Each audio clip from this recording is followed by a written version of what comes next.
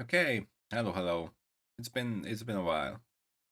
So I was yapping about all this for an hour, and then I realized that it's not actually something that is reasonable to put out. So I'm gonna do it this time in a very uh different length. Let's say that. So yeah, this is the end state of my phrecia 2.0 journey, so to speak. I started with Herald of Agony. I went up with that until like yellow-ish maps, and my plan was to pivot into Blade Vortex, the Bok Shaman Blade Vortex, but I pivoted probably a bit too early. And yeah, but even if I didn't pivot that early, it was like a huge gap before I would have been able to get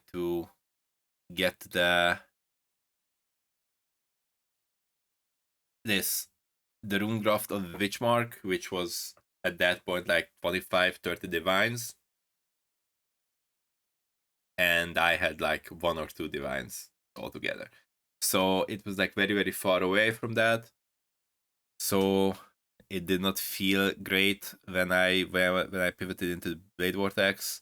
My plan was to do the usual destructive play, and just get get get currency from those maps and fragments and whatnot.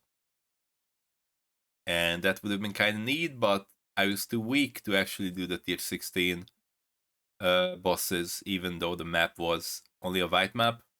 But we get the additional modifiers on the map and on the area from the event, and that proved to be too much.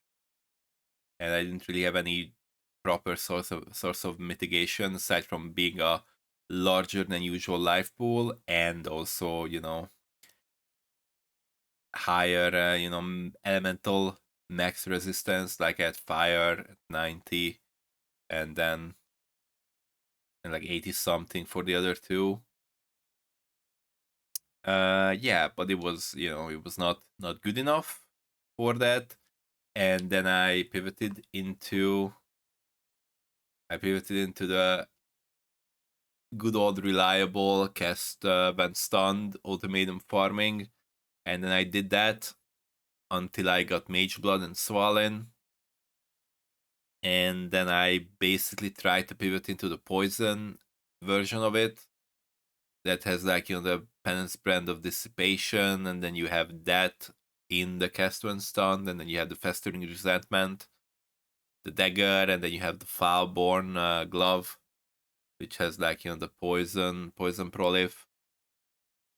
And then if you're really rich, and then you buy the one that has like the double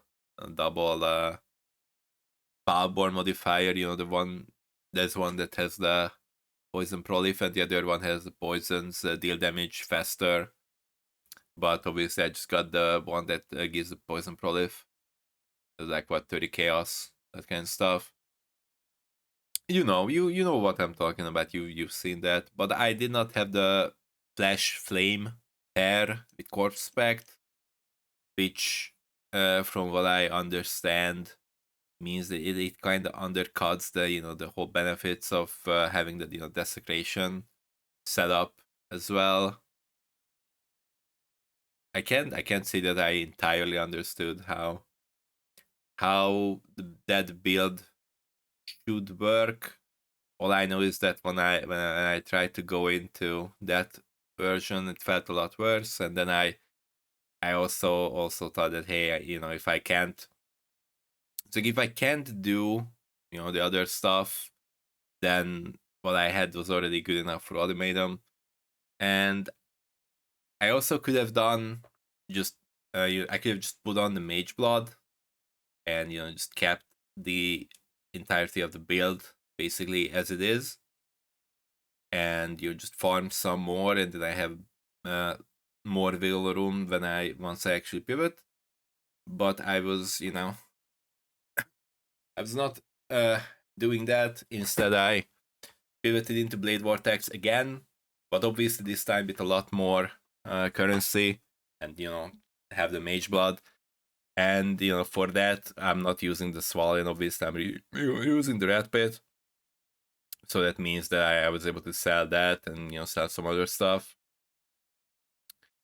So I could gear up this, and then I could also finally get the witch mark. So I went back into Blade Vortex, but I realized that I do not actually enjoy having to press Blade Vortex, every 4 or 5 seconds. Even though, if you think about it, it's probably still less button presses than what you would have to make if you are actually using a scale that is, doing the damage right after you are pressing the button, compared to something that needs just button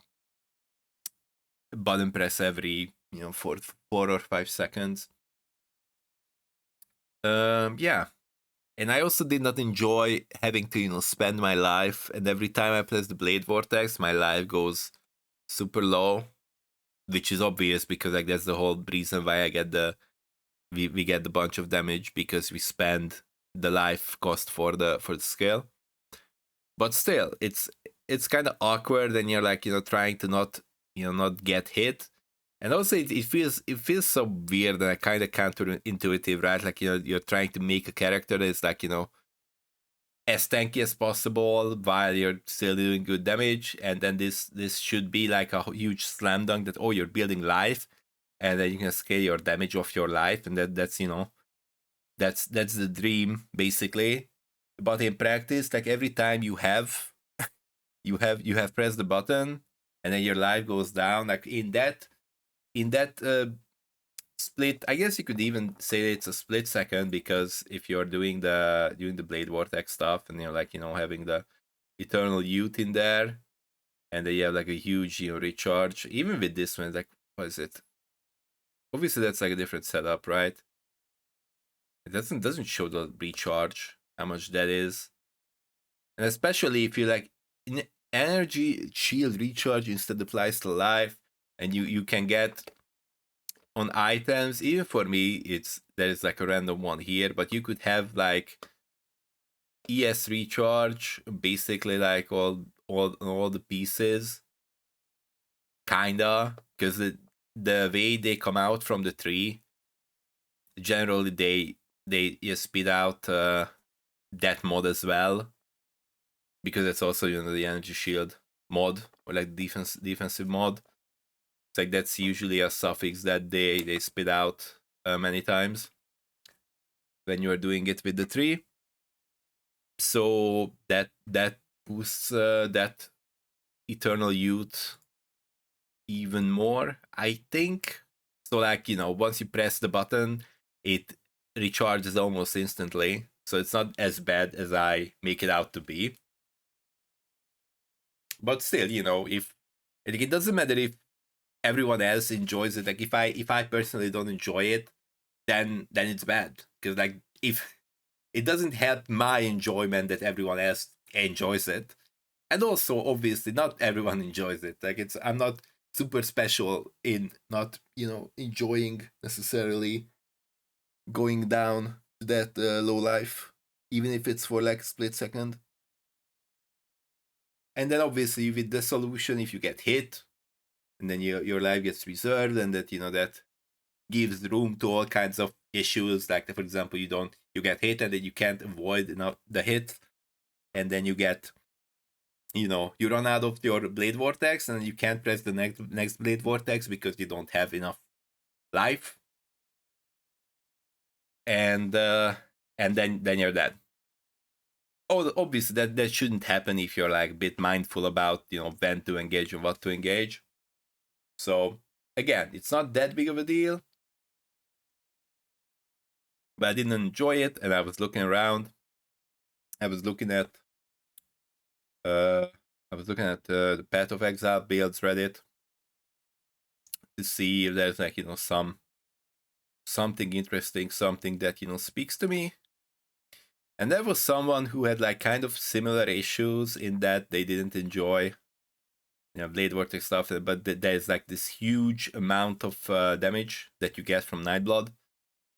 that you should be able to take advantage of with a larger variety of skills, not just blade vortex necessarily.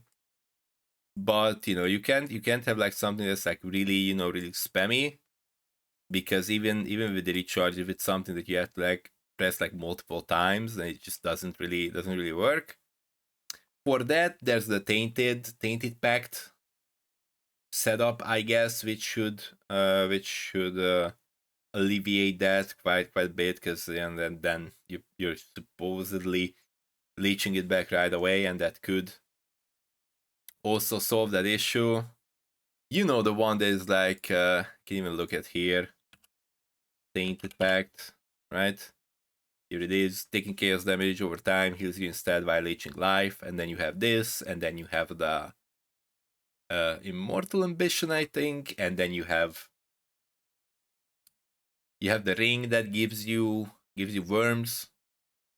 Okay, I mean that does not sound that appealing. If I say like, oh, the ring that gives you worms, should be at like S, but I don't exactly remember the name.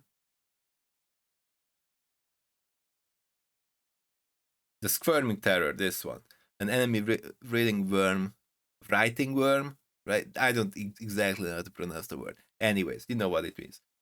Worm spawns every 2 seconds. So that's nice, and obviously you have that, and then you keep up the leech. Like you're never running out of something to leech, and then you have the golden rule, self poison, and then you have Watcher's Eye with leech mod while vitality is active. There's like all those pieces, and then they add up to supposedly quite comfortable setup. So then you don't have to worry about the life cost or getting hit right after spending it, because like you're like leeching it back anyway, and then you're like always leeching. So yeah, it's pretty nice, but I haven't tried it. I did not go into that version, and as you can see, I ended up not sticking to the blade vortex after all. So going back to that Reddit thread, they were thinking about what to play with the big damage bonus, and bladefall of Trarthus was the one that is a skill that you just have to activate once at the start of the map, right? There it is. Once activated, continuously spends mana to cause volleys of ethereal weapons. So you spend the cost right away, and I can like open up the app, I suppose. In the meantime,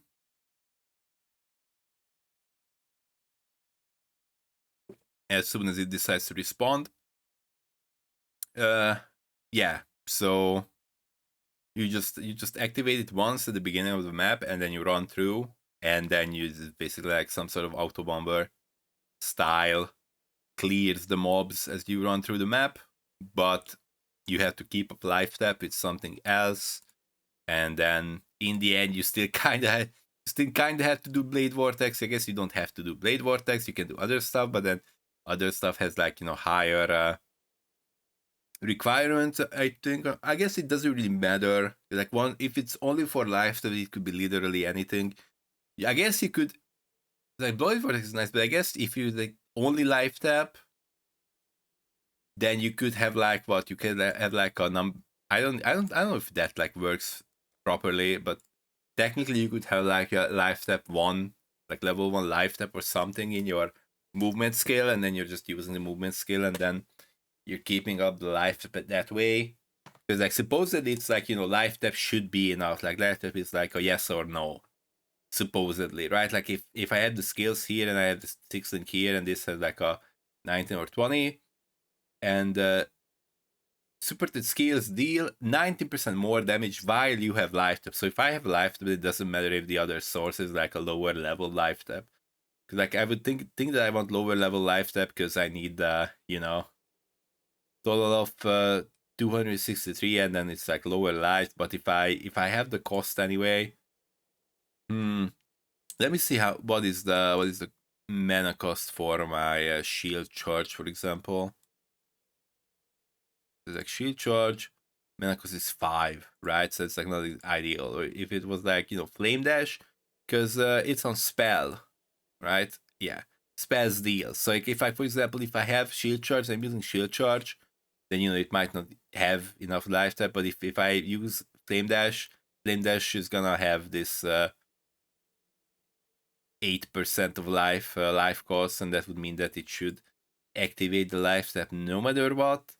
But it's like kind of awkward because that has to it. But I guess really, if all you really care about is just keeping a lot of life tap, then it's probably you can do some other stuff. But then again, the 4 with all with the added damage, again, this 4 link is also deals a lot of damage.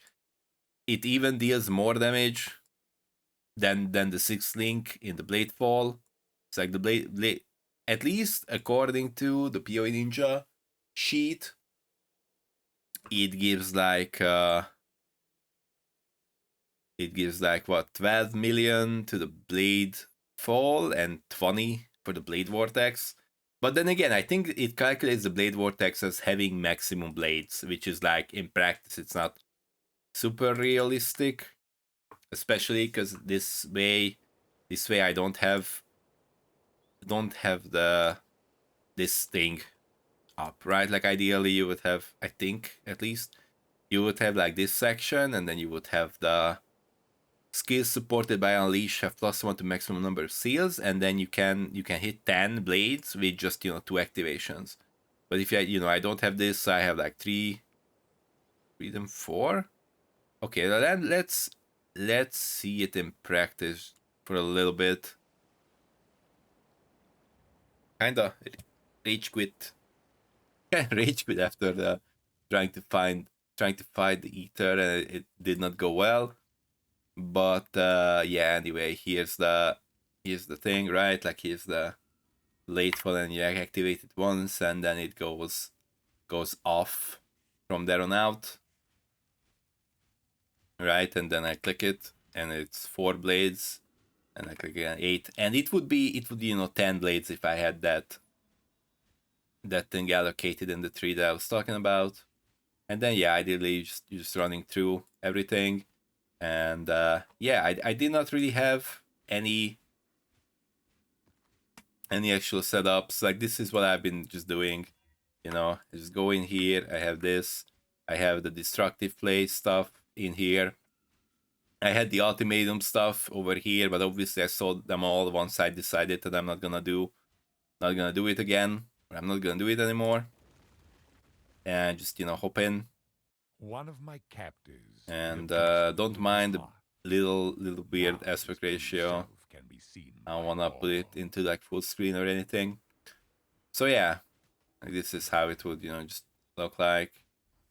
Run through, and I guess there's like explosions from obliteration, and there's also like some smaller explosions from Herald of Ash, but also originally I had the Blade Vortex thing, and I had double Minx Heart, and I just had everything as like full chaos instead. And then I wasn't running all the heralds or anything. I was just running zealotry, I guess, on Eternal Blessing.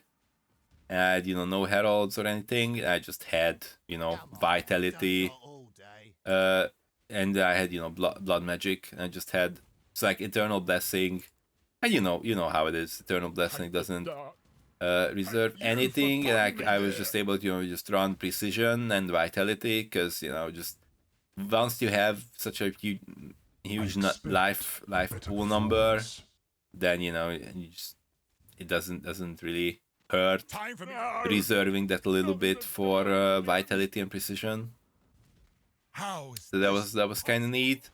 And if I'm being entirely honest, I don't really think there was any real benefit to try to copy more precisely the other setup, because I feel like my damage went down, and I don't think my life pool or my effective HP went up all that much. But yeah, obviously this is like a terrible place because the Chimera has these phases. Like all the others would have been better. But still, even if I just run around and there's no life step up, obviously it's plenty for these. So yeah, that's how it was my my gameplay. But I didn't really play that much with this this part. The majority of my gameplay was with the ultimatum, just when stunned. And by the time I decided to pivot, there wasn't really anything else there to do. But I'm also not I don't mind that there is no extension or anything to the phrecia 2.0. Honestly, there's a lot of fun things that I haven't done, and if I had it in me to reroll more, I could have just gotten the mage blood and had like quite decent starting cash, which I obviously don't have anymore because I deleted it with the cards, with the apothecary and whatnot. I just didn't have it in me generally to reroll a new one, but I could just grab my mage blood and play a bunch of things.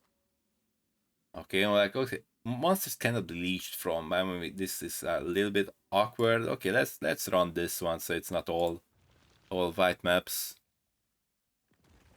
I guess if I'm like really spooked, I could also do this, right? If I'm really spooked, I could just swap to sand stance. That can also work. One of my captives wore many faces. So yeah, that's like the big cost that I pay at the beginning, and then I can just go on from here. And it's pretty satisfying, but considering the time that I've played, or considering the currency that I threw away or used up, I guess, here and there, between all the pivoting and crafting random things and whatnot.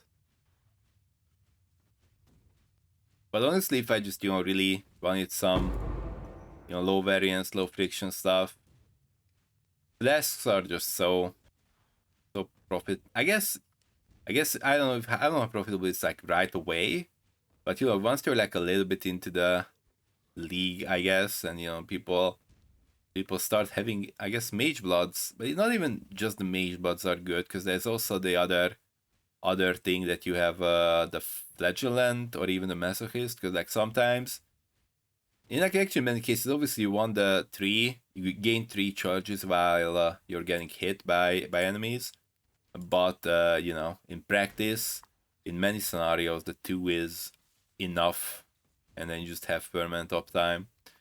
I mean, depending on what you do, but obviously if you have that kind of stuff, then you want you're probably like a block base. I don't know if block base is the right word. Like someone that is like basically capping out their block, and then ideally later you get swollen and whatnot. So like basically you get hit a bunch, but you're not taking damage. You're not taking a lot of damage. Like obviously, if you're someone that doesn't want to get hit, then you're probably not running the flask that wants you to get hit to gain charges. Obviously, that's common sense.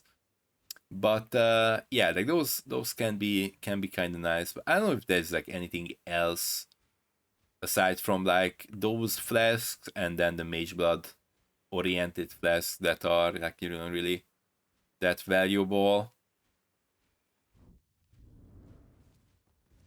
I mean, I'm sure like there are some builds that keep running a life flask, for example.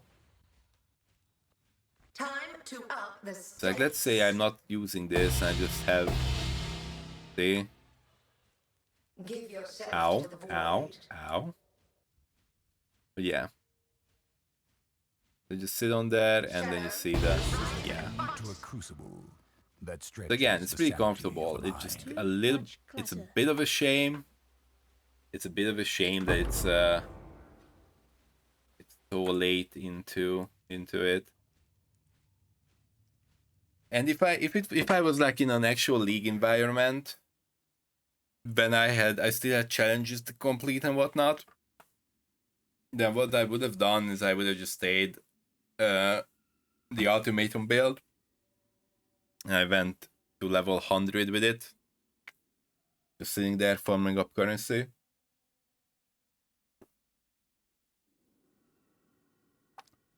But it was not that. So yeah. And obviously there's the POB here. I'm probably gonna, it's more like for for posterity's sake, not as a build guide or anything, obviously. But yeah, like this is where I ended, and there's a lot of things that could be better. One, for the gear. Two, I have like some quite strong overcapping or resistances that doesn't really do anything for me, right? It's like ideally I would not have these nodes. I would have the items with proper stats, like rings and whatnot. The usual, dexterity requirements and int requirements, because like for the body armor, for example, you have like 293 int requirement, which is like quite high. There's also the other option, obviously, that I was thinking about, is just I put in the thing that I really really really like. I put in the hubris over here. I take the supreme ostentation, and then I do not have stat requirements, and then I can just tattoo over everything. I don't need to have those stats on the gear, which is makes the gearing up easier as well. Honestly, I really like that. I really like that, and I feel like I want to work it into everything that I run, because it just is such a, it's not an enjoyable part of the gearing for me, having to worry about stat requirements. Also, like, it opens up quite some nice room for gears. Like for example, I can put on any kind of gear or any kind of base, and I can just not have to worry about what requirements there are, which is very nice. But obviously, the thing that I love the most about it is that I'm able to tattoo over all my stat nodes as I'm traveling. That would be nice. So again, if I was like really, I guess if that was like more time, or there was like more incentive to do it, then obviously it would be like something like get rid of these, could run that, have that. 'Cause I had the one that I used earlier that slotted into here, and that it is turned this one into a 10% life node. So I can just, I guess I can like go back here. I'll save this later. It's fine. So yeah, this one was the one that I actually looked for. I mean, actually looked at. Like, this is the one that I kind of followed when I was pivoting. And the reason I was looking at this one is that there were no cluster jewels, and I usually don't like to mess around with those, because I can't really figure out how much is it actually worth, or how much is it to actually craft the equivalent of a cluster jewel. So I just kind of liked this one because there was no cluster jewels at all. So I was following this tree basically for the most part, right? And I was in this, and this was the one that I basically followed kind of this tree exactly, and I had all of these. My items were weaker, like just these rares were weaker, but aside from that, it was like kind of similar here as well.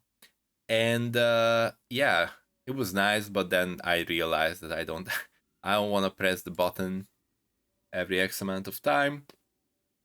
And then, so basically how I turned it into the previous one is that I like cut this part, right? Cut that part. I was like kind of unsure about this one, and then like you're not doing the blood magic. Like at first I was like doing the blood magic and I just cut that part. But maybe I didn't even, I guess I did cut that part and then I just put it somewhere else. I don't know, put it into like jewel socket or something. Something like that. Yeah, and I put the witch mark here, I think, on my own one. So yeah, it's like when I started pivoting into the bladefall thing, then I did that. And I just slowly went from here, and then I ended up swapping this, swapping that, and then I ended up with like a lower damage. But I think I ended up being tankier at the end. I'm not entirely sure what happened there. Because I feel like I got kind of weak towards the end. And yeah, this one was the one.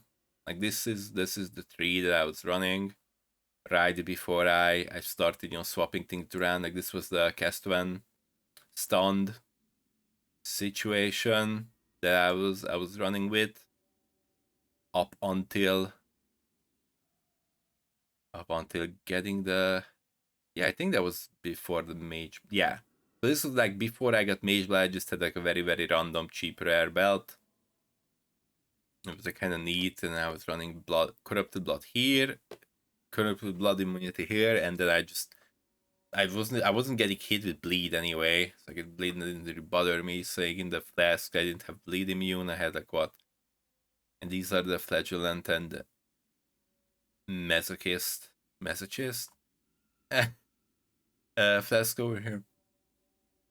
And this one was nice because 50 from the consecrated ground and then 51 here from the flask. Like there's like curse immunity as well.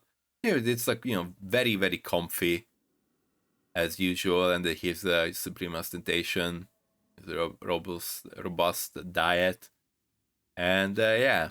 But then I never really got to a point where I felt like that was really reasonable over like any reasonable opportunities to override these. Like so basically, even if I can put tattoo on them, there was nothing really that I wanted because I like the crit one, but it's like this one takes care of the critical strikes, so I don't do that. I could like put like life regen over all the strength, or I could put all fire damage over all the strength. Or obviously this here I also didn't have the Foulborn Red Dream, but the Foulborn Red Dream also gives like a bunch of life. So then obviously you would put fire resistance over those. It's like basically that was what was it? Don't mind all of these. What was it? Like these are like the Herald of Agony POBs that I was like kinda looking at. As like potential starters, and this one was the back in the actual keepers league, the gladiator. That was like the cheap variant, that I was running around with, and I think that was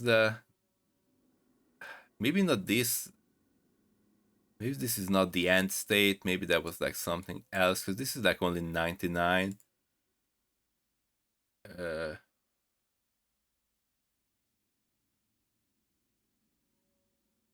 Okay, maybe I actually need to do one. Make another POB. With the actual end state of character. I don't know where it went. I'm pretty sure I had one, or maybe I had the link somewhere in one of the videos earlier. But yeah, and obviously kind of based on that and kind of what other people was doing, you just did this one, right? Like obviously it's different because you want basically all the 6 life wheels, so you can have all of the life masteries. Like obviously you're stacking the life, but obviously here even then it's not like not like the other things where you actually get night blood and then scale the damage that way. Here is just a AFK and ultimatum situation. But yeah, it's just so very comfy, so very comfy. And then yeah, and then I went from this into what I have at the end, which is this, like I said.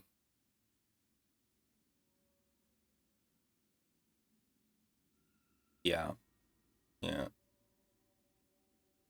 I don't know about the damage. I don't know about the setup. I just, just you can just see what it says on PoE Ninja and then take this truth. It's probably better for the DPS calculation than I could ever be. Anyways, let's close this up. Okay, so yeah, that was phrecia for me. I went from Herald of Agony into BV into Cast When Stunned, back to Blade Vortex, and then this bladefall of Trarthus thing. But I still have the BV because I need the life step activation. And again, I copied everything basically from somewhere else, but there is like some honorable mentions, let's say, to things, or like to versions of this, right? Because if you think about it, there's other versions that you can do based on all the flat damage that you get, all the flat damage that you get from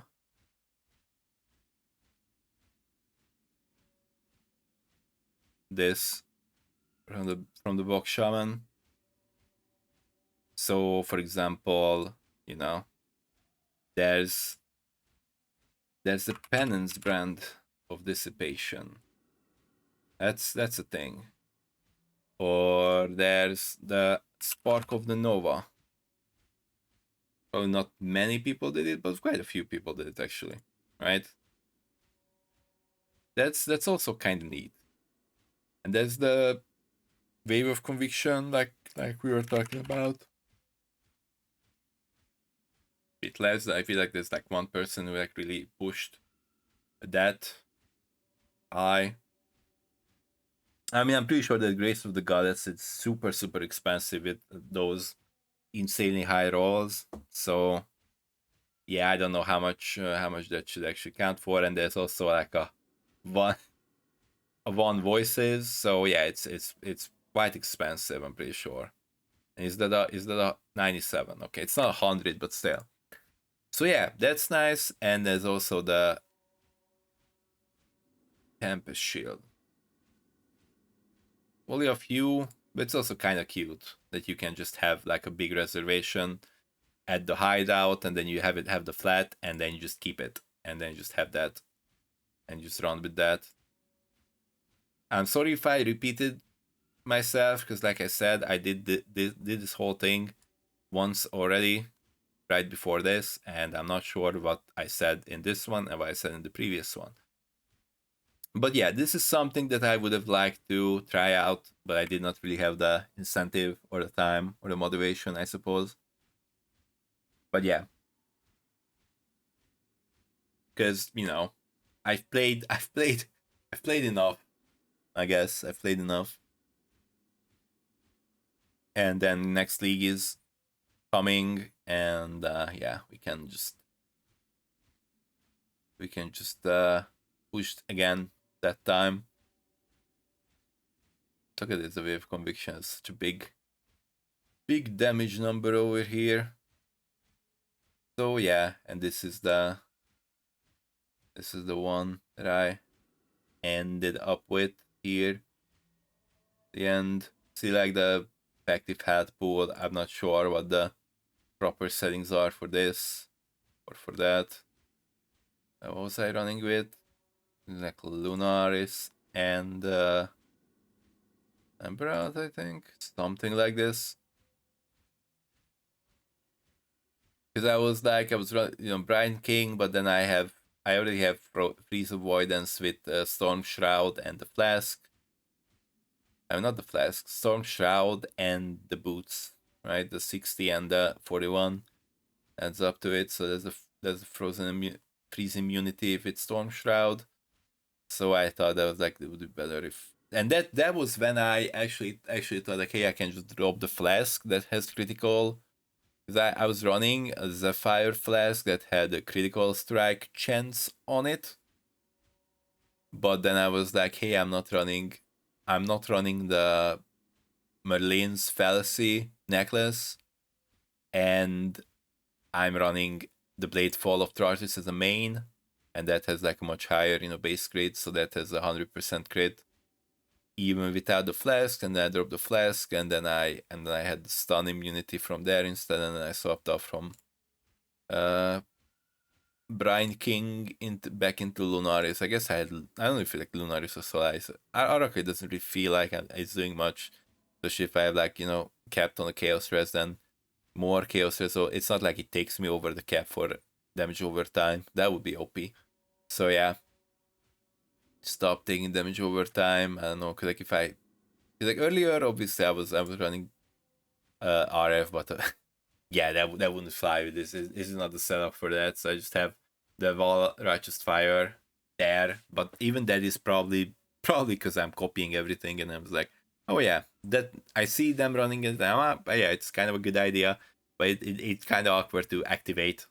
Like it's awkward to activate it in a position where I actually have enough time to get benefit out of it, but I am not close enough that I get hit during right after activating it, because then obviously everything is going into into the dumpster if I end up getting hit right after I spend all the life.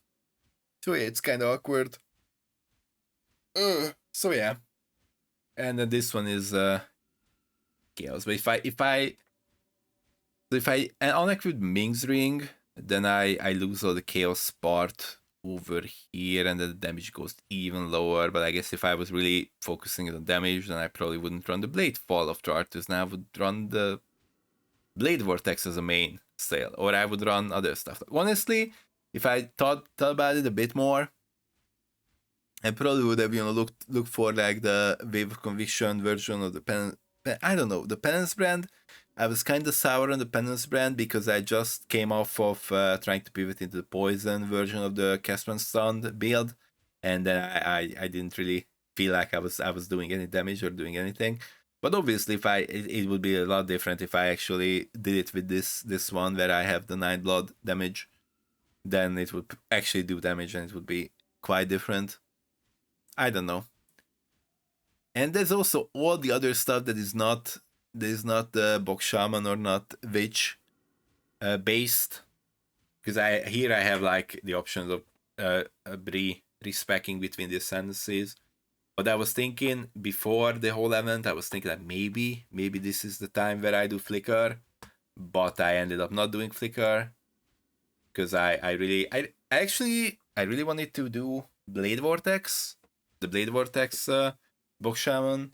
I was considering that okay, maybe this is obviously it's very meta and whatnot.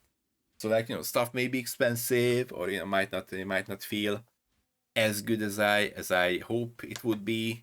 But then I was like, yeah, like if I don't try it now, like am I gonna just watch other people play it and try to figure out if because when I looked at it, I can't really know for 100% if it how it actually feels. Because I mean, looking at it, it did not look very good. I mean, not the damage part, but like it did not seem like something that I would enjoy a lot to see the life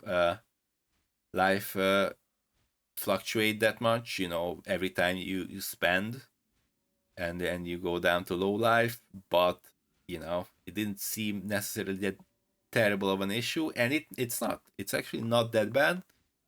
And again, I did not actually try the tainted pact part of it, but like the tainted pact, it just doesn't have, you know, that big numbers anyway. Which obviously it's still a lot higher than my numbers here with the 12 and the 20.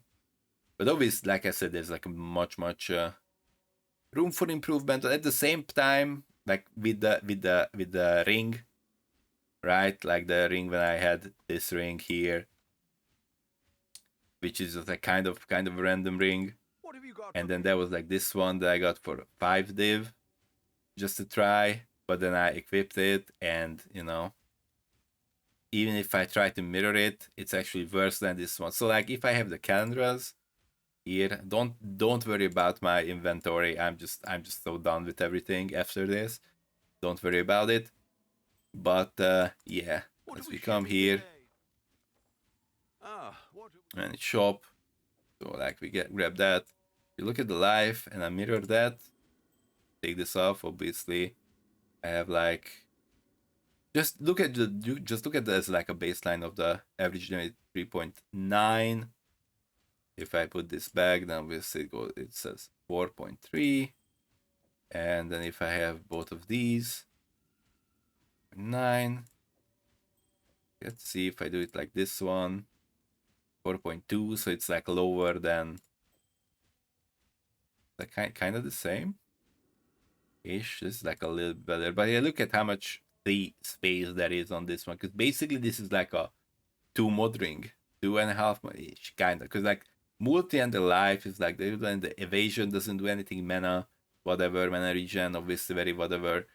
And then the frenzy charge just slapped it there because I don't really know what else I would put there. And I guess if I like mirror it, then I have like 2 frenzy charges, which is like, you know, kind of neat. But yeah, basically I was thinking like maybe this would be better, and it's actually not better on life. Like let's say I activate it and I have, you know, I activate life step. Life step is like 4.2, 9. I swap it. 4.6. Yeah, it's just not. And this was like the lowest one that is like actually a reasonable one. That was like 5 div. That was like 4 div. That's like 1 life more, but the multi was only 21. And the next one was like 40 divines, 50 divines, and then like 100 divines, 300 divines. They were like a more flat life, like a bit more crit multi. I don't even know how much actually the Defiance of Destiny does for me.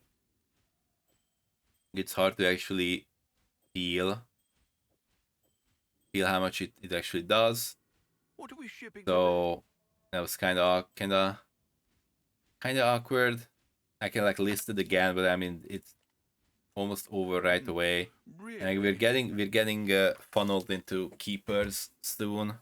I don't know if I'm gonna do anything over there. And this one is going up, up, up. So that's kind of neat. Okay. Again, I had. Okay, I'm so out of it. All right, so I was like sitting here yapping, and then I realized that no one was seeing anything. Okay, wonderful. So let's try to put together what I was talking about and what I'm showing. Okay, so tooltip 4.2. If I swap this one, there's like maybe better 4.21. It's kind of the same, but it's kind of lower. If I take this out, obviously damage goes down a lot, but I get more life. Does that really matter? Who knows? And obviously, if I do this one, this is just basically 2 Minx hearts, so like don't worry about the thing. And then the life goes up, and the damage is like kind of the same, right? So it's like 4.2, 4.2. So yeah, like it feels like this is like the balance. And I try to run like another one like that's like similar to this, but you can like simulate it with like this one, like basically same.